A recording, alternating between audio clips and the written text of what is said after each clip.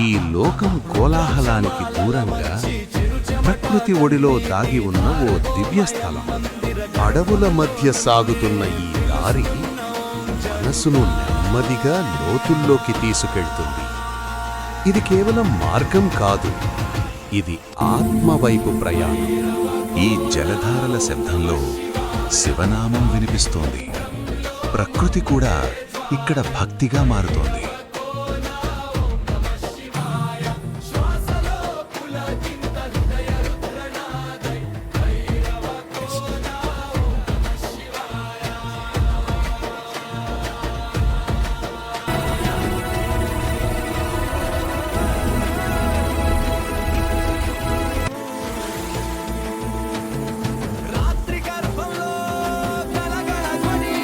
గుహల నిశ్శబ్దంలో భైరవుని శక్తి మేల్కొంటుంది.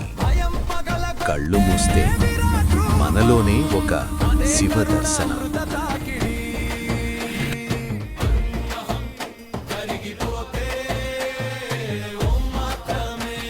ఇక్కడ ప్రతి అడుగు భక్తి, ప్రతి శ్వాస ఓ ప్రార్థన. మనసు తేలికవుతుంది, ఆత్మ ప్రశాంతమవుతుంది. ఇది కేవలం ఒక ప్రదేశం కాదు, ఇది ఒక అనుభూతి. భైరవకోన ఒక ఆత్మీయ ప్రయాణం.